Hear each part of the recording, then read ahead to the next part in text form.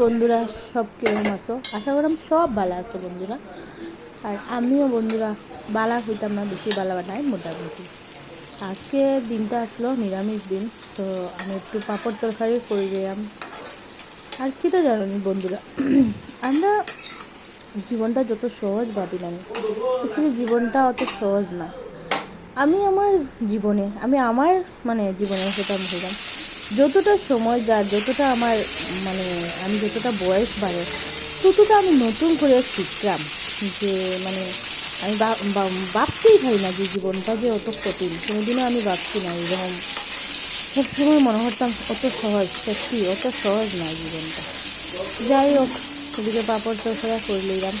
সবে করতে পারো হঠাৎ করে আমি এরকম জানি না, মনটা বহুতই খারাপ, মানে বহুতই খারাপ মনটা। এলিগা দুই তিনটা কথা সবের সাথে শেয়ার করলাম, জানি না কবে যে মনটা ঠিক হইব, বুঝতে পারলাম না। আচ্ছা যাই হোক, এদিকে দেখুন আমি কড়াইয়ের মধ্যে দিলাইছি পাপড় তরকারি বাজাবাজি শেষ, পাঁচফোড়ন দিলাইছি একটু। আর পাপড় তরকারি অ্যাকচুয়ালি আমি বেশি ভালো পাই না, আমি খাইও না। আর আমি রান্না করি, আমার প্রতিদিনই খুব ভালো পাই, কারণ আমার ননদও খুব ভালো পায়। তো ওই লিগে একটু পাপড় তরকারি করে দিলাম। আর পাপড় তরকারি তারা করে খুব সুন্দর সেন্ট হয়েছে, কালারও খুব সুন্দর হয়েছে, খুব টেস্টি। বা পাপড় তরকারির মধ্যে আমি একটু চিনি দিলেছি, একটু কালার আইব, মিষ্টি মিষ্টি লাগবে। এই পাপড় তরকারি রেসিপিটা কীরকম লাগবে সবাই কমেন্ট করিয়া জানাইও বন্ধুরা। আর দেখুন পাপড় তরকারি আমার রেডি হয়ে গেছে।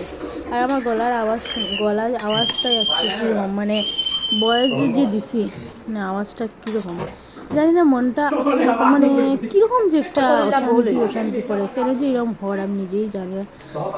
তো লাস্ট পাপড় তরকারি হয়ে গেছে। আর এইদিকে দিলাইছি একটু গরম মশলা, যে দেখুন গরম মশলা সেন্ট করলে ভাল লাগে, তো এর লিগে একটু গরম মশলা দিলাইছি। আর যার এরকম পাপড় তরকারি খাইতে ভাল লাগে নিশ্চয় বানিয়ে খাইবা। চলো টাটা, নমস্কার।